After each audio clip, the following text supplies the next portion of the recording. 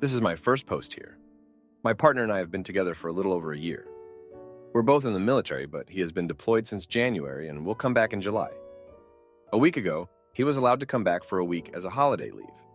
We were planning on moving in together after he got back from his deployment, but due to my roommate moving out and me not being able to afford the rent on my own, we agreed that I should look for an apartment for the both of us, and he would move in with me after his deployment. In February, I found an apartment to which he also agreed after seeing it on video, and I moved in by myself in April. I was able to take some furniture from the old apartment, but we still needed some essentials like a couch, chairs, and a dining table. We agreed on these items online and through a video call and already ordered them, since I would already be living at the apartment. Our big fight happened 2 weeks before his return over the dining table. For context, we live on the second floor and there is no elevator in the building. When the table arrived, the delivery company refused to carry it upstairs, for insurance reasons apparently, and it was too heavy for me to carry it by myself. Luckily, I got help from my neighbors, but it was still a hard task as the table is made out of massive wood. I then set up the table by myself and immediately video called my partner to show him the table. After I showed him the table from all angles, he declared he didn't like it and I should pack it back up and send it back. Barely recovered from all the heavy lifting we just did, I told him I wasn't keen on going through that again and suggested we wait until he got back for his holiday so that he could see the table for himself and then send it back together if he still wanted to do so. The return policy was 30 working days, and he would be back way before that. He said he didn't want to wait so he could immediately order a new table so that it would arrive in time before he got back for his holiday. That way, the apartment would be completely ready for his arrival. The discussion got out of hand after that. I reminded him that I had taken care of everything in the apartment so far and told him I didn't appreciate his attitude, that I felt like he was taking the easy way out being away and coming back to an apartment that was completely ready without having to lift a finger. He said I was being difficult and didn't think that he was asking a lot. He said if the roles were reversed, he would take care of everything, because that's what partners are supposed to do. We discussed some more back and forth, but the main points were that I didn't feel appreciated for all the work I had done for the apartment so far, and he didn't feel the need to be appreciative as he saw this as normal within a relationship. The next day, he talked to his parents and reported back to me what they said. I never asked for this information. His mom apparently completely agrees with him. She thinks I'm being unreasonable and is of the opinion that if you're in a relationship, you do everything for each other without questioning it. His dad said that he didn't want to see him make the same mistake that he made with his ex by staying in a relationship that's not good for him. They also said some things about me personally, like how it's noticeable that I grew up an only child and feel like I need to have everything my way. This hurt me a lot as I thought I had a good relationship with his parents. I went on holiday with them multiple times and never noticed any tensions. The remark about me being an only child is especially painful, as they know my brother passed away when I was a child. He said he thinks his parents are wrong about the part of me not being good for him, but agrees with everything else they said. Honestly, at that point I wondered whether I was making a mistake with moving in together. But I decided it would be best to wait until he got back for his holiday and discuss everything face to face. His mom came over a week later to bring all his clothes and stuff that he still had at their place. His aunt was there as well. I could feel a cold vibe from his mom, but his aunt was being very friendly, and she even brought me a small housewarming gift. When they were getting ready to leave, his aunt already went to sit in the car while his mom hovered by the doorway. She then said that she still likes me and feels bad about the whole situation. She said it was all a big misunderstanding and said she wanted to talk it out soon. Last week, I picked up my partner from the base for his leave. When we arrived at the apartment, he was in awe of it. We talked it out and he told me that he regrets discussing our fight with his parents. He said he wanted to make a point and he admitted exaggerating the story to make me look bad. He said that he will do everything in his power to restore my relationship with his parents, as their approval of me is extremely important to him. On Monday, we said our goodbyes again for the last phase of his deployment, but I can't help lying awake at night ruminating over everything that happened the last few weeks. I'm scared this ordeal has completely spoiled the relationship with my in-laws, but I also feel like my trust has been broken. I've had multiple relationships, but I've never seen myself grow old with someone before I met him. I've never had a child wish or wanted to marry, until I met him. I sincerely love him and want to build a future with him. I do believe he feels the same as he has always said he dates to marry. And we even already discussed a timeline of getting married and starting a family. I'm scared that my partner will one day feel like he has to choose between me and his family. And that's a choice I will not put him through. Am I being unreasonable? Has anyone ever been in a similar situation? I just need some perspective. His mom also still hasn't reached out to talk about what happened, even though she said she wanted to. Should I be the one reaching out to her? I feel like an apology is due from her side. Therefore, I don't think I should be the one to reach out. Now, for a few comments before the update. Comment 1. His behavior is a red flag. The two of you fight over a table. You were right in the argument, by the way. He then goes to his parents and exaggerates the story to get the reaction from them that he wants, knowing it would make you look bad, wanting it to make you look bad. And afterwards, he tells you that his parents' approval of you is extremely important to him. I think you're in for a lot of in-law drama, instigated by your partner, if you stay with him. At the very least, don't marry him/start a family anytime soon. You need time to see if this behavior is going to be a pattern for him. If it is, and it probably is, leave him. Plus, he's selfish and unappreciative. Comment 2. His parents making comments about you being an only child when they know you had a sibling who passed away makes them shitty people. And him telling you they said that makes him a shitty person. There's no way he didn't know how hurtful that would be, so he told you that purposely to hurt you. I'm not going to jump immediately to dump him, but I would at least be hesitant to marrying into a family with people who say, do shoot like this. At the bare minimum, I would want him to clear the air with his parents in front of you and admit he exaggerated the story to make himself look better. And you deserve an apology for those shitty comments they made. Now, for the update. Thanks for sticking around to hear more about my roller coaster of a life. So, my partner's mom never did reach out after that awkward visit. Instead, she threw a family dinner, and guess who wasn't invited? Yep, me. But here's the kicker. My partner didn't even tell me about it until after the fact. He said he didn't want to upset me, as if finding out later was going to make me feel any better. Then, out of nowhere, my partner's ex shows up in town. She's back from who knows where. And suddenly she's everywhere.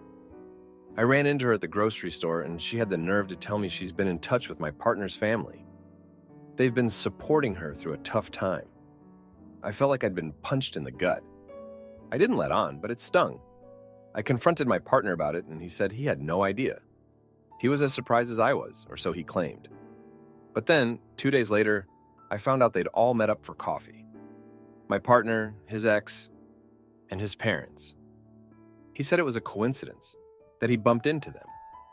But come on, what are the odds? The next thing I know, his ex is posting pictures on social media with his family, like she's part of it again. And there's my partner, right in the middle, all smiles. I felt like I was losing my mind. Why was he doing this to me? Was this some kind of game to him? I tried to talk to him about it, but he brushed it off, said I was overreacting and that they were just being polite, since she was going through a rough patch. But it didn't sit right with me. It felt like they were all in on something I wasn't privy to. And then, the news. His ex is pregnant. She announced it at another family gathering, one I only heard about because a mutual friend let it slip. My partner swore he didn't know, that he was as shocked as everyone else. But how could I believe him now? Everything felt like a lie. I was a mess, but I didn't want to show it. I kept it together, at least on the outside. Inside, I was screaming. I wanted to leave, to run away from this whole mess. But then, my partner comes to me, all remorseful, saying he wants to make things right. He wants us to go to couples counseling when he gets back. He says he's committed to us, to our future. I want to believe him, I really do. But it's hard. Every time I think about his ex, about his family, about that family dinner I wasn't invited to, I feel sick. I'm trying to hold on to the good times, to the love I know we have. But it's like I'm clinging to the edge of a cliff, and my fingers are slipping. I'm not sure what to do. Part of me wants to fight for this relationship, but another part wonders if I'm just fooling myself. Is it worth it? Can I ever trust him again? Can I ever be part of his family? Or will I always be the outsider? Thanks for reading. It helps to get it all out. even if it's just to strangers on the internet. Aita for refusing intimacy. Unless my wife is intoxicated after she admits she's not in love anymore? My wife, 35-year-old female, and I, 35-year-old male, have been married for 15 years and we've been together for 20 years. We have 2 kids, 12 years old, 14 years old. We absolutely adore and work tirelessly to provide the best possible life for them. For the past 3 years, things have been somewhat bumpy. I understand that our kids are at an age where they require a ton of our attention and resources with school, band, club sports, and other extracurriculars. And I'm aware of the physical and emotional toll that can have on marriages. However, for these past 3 years, my wife and I have had very little intimacy. And we've been trying very hard to work on that aspect of our relationship. This past year has been the most difficult and by far the darkest year in our marriage. We didn't talk very much. We essentially became roommates, co-parenting our kids under the same roof. It was very depressing and very demoralizing. It was to the point where we began contemplating divorce, and it became very dark and gloomy in the household because of that. We began seeking help with both individualized therapy and couples therapy, and it seems to have helped some. Little by little, we started to get along and started to have deeper conversations about what our marriage looks like and what we would love for it to look like. This is where it gets tough.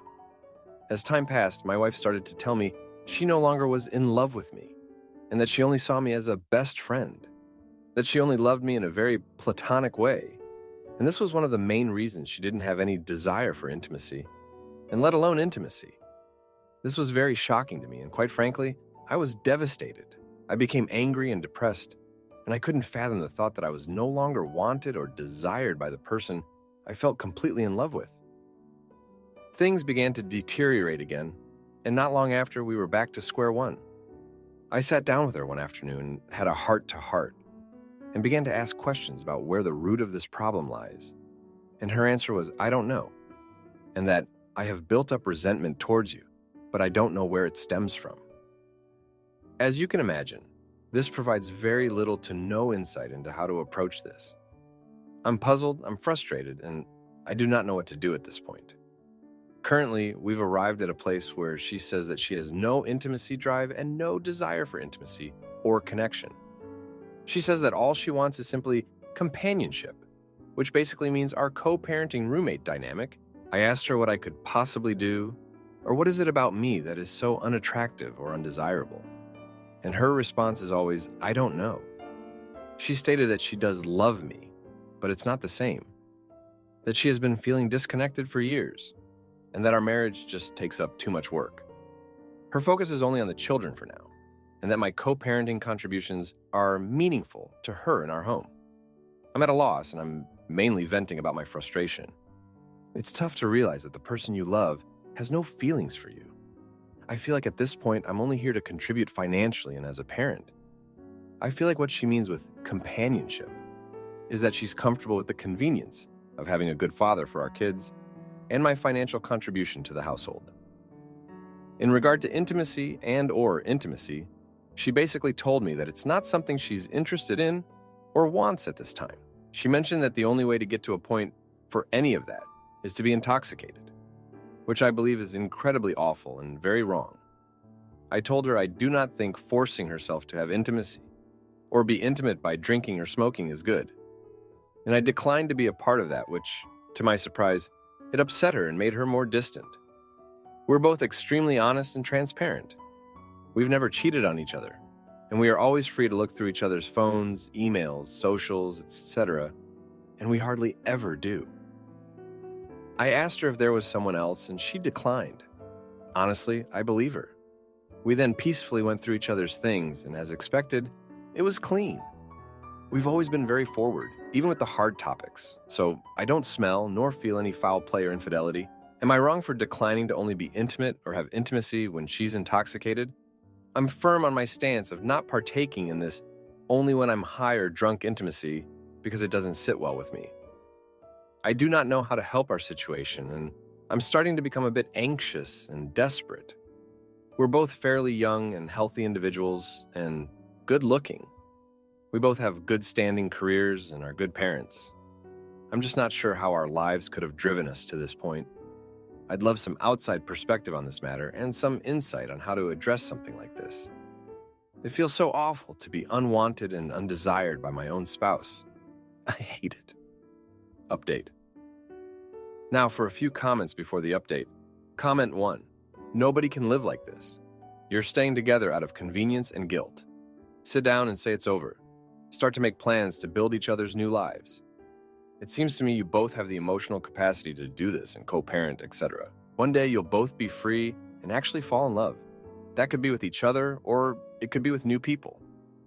Either way, you'll both go nuts like this and do something stupid. Be that an affair or go plain old crazy. Your kids are old enough to understand. As long as you both are on the same page, then it'll all work out. Good luck, OP. Comment 2. I don't see a way that your wife perceives you as a romantic and intimacy target ever again. She's done with you as a person that has needs and only wants the cardboard stand-up of you plus any money and childcare you can provide. So your decision is basically to continue being a platonic relative or divorce and try again or enter into some kind of arrangement with another woman or women that your wife is okay with and you are okay with. I don't envy you. I'd go through these scenarios, plus others, with a therapist to gain clarity about your values and to plan your life strategically. Now, for the update. Thanks for sticking around for this update. So, things took a turn for the worse when my wife's sister, who's always been a bit of a troublemaker, decided to stir the pot. She told me out of the blue that my wife had been bad-mouthing me to her friends, saying that I was the reason for her unhappiness. That hit me like a ton of bricks. I confronted my wife about it, and she denied everything. But the seed of doubt was planted, and I couldn't shake the feeling that there was some truth to it. A few days later, I overheard a phone call. It was my wife talking to her sister, and I caught the tail end of a conversation that confirmed what her sister had told me. She was indeed venting to her friends about me. I felt betrayed. It was one thing to struggle privately, but it was another to have my character assassinated behind my back. I decided to take action. I arranged a meeting with her friends without her knowing. I needed to clear the air. It was a bold move, but I had to know what was being said. The meeting was tense, but it turned out my wife had been exaggerating her frustrations, and her friends were actually on my side. They had no idea about the depth of our issues, and were shocked to hear my side of the story. The aftermath was messy. My wife was furious that I'd gone behind her back, but it also forced her to confront the reality of our situation. We had another round of heated discussions, and it came out that her resentment stemmed from feeling overwhelmed with the kids and household responsibilities, even though I thought we were sharing them equally. Just when I thought we might be making progress, another bombshell dropped. My wife had made a significant financial decision without consulting me, draining our savings for a project her sister convinced her to invest in. It was a disaster waiting to happen, and it did. The project flopped, and we were left with a gaping hole in our finances. This action of hers was the wake-up call we both needed. It showed us how far apart we had drifted and how little we were communicating. We were forced to work together to sort out the financial mess. And through that, we started to reconnect. It wasn't easy and it wasn't quick, but it was a start. We're still in therapy, and it's helping us to rebuild our relationship. We're learning to communicate better and to be more transparent about our feelings. It's a long road ahead, but for the first time in a long time, I feel like there's a glimmer of hope. Thanks for reading this update. Aita for selling the car and closing our joint account. After my boyfriend threw a party without my permission and bragged about controlling me, my soon-to-be ex-boyfriend, 25-year-old male, has been on a I must submit to him kick for the past few months. We have been dating for 2 years, and this controlling side was not present in the beginning. He constantly tells me, 29-year-old female, that I must submit to him, always agree with him, and never express my disagreement to him or his decisions, and that I must always obey his wants and needs. For example, he got home from work the other day. I made him a cup of hot tea, made the bed comfy for him, rubbed his back. Then I suggested putting a movie on for us. During the movie, I asked him if he could put his hand on my shoulder because I was cold. He got triggered and told me, "Don't ever tell me what to do." On a separate occasion, the very next day actually, I had sent him a text message that required a response. He didn't reply, so I called him. When I called him, I said, "Hi, I sent you a message. Can you check it and reply to me?" Before he could answer me back, I had hung up the phone already. Immediately after, I received a text from him saying, "I am masculine and not submissive," for hanging up the phone. He proceeded to make a comment stating, "I can't believe I have to explain this concept to you. A 10-year-old would understand." The most confusing part of all this is that he is demanding me to submit, yet I am still paying half of all his bills. Additionally, he doesn't have a car and uses mine. He does not donate a penny to help pay for the insurance, the car payment, and doesn't care about getting my vehicle cleaned for me, or taking it to get an oil change ever, etc. I have been the one who has been taking care of that. I went alone to get my oil changed. I went alone to a tire shop to get a new tire when I got a flat on the road. It seems unfair that he is demanding me to submit, yet still makes me pay half the bills, doesn't help with the car that he uses, and then has me doing manly things like getting a tire changed by myself. Not to mention, I'm always the one taking out the garbage too. Also, I do not fall short on other duties as well, such as cooking, cleaning, decorating, etc. I am conflicted because when I met this guy, I thought he was the one. Now I am seeing a very dark and controlling side of him. But wait, is this even controlling? Should I obey and be more submissive? I would love to close my eyes and let the man in my life lead, but I had to tell his guy how to write out a check. I had to go car shopping alone because he was too afraid that we couldn't afford a car and just wanted to keep using my mom's car. I'm the one who went apartment searching for us and put down the deposits. So how can I possibly trust him to lead if I am the sole person always making and handling the big decisions? Are all men like this? Am I the only one who thinks he is in the wrong? He swears he is right and never takes accountability for his wrongdoings. If I were to tell him that, his response would without a doubt be, "What wrongdoings?" and proceed to tell me that I always complain.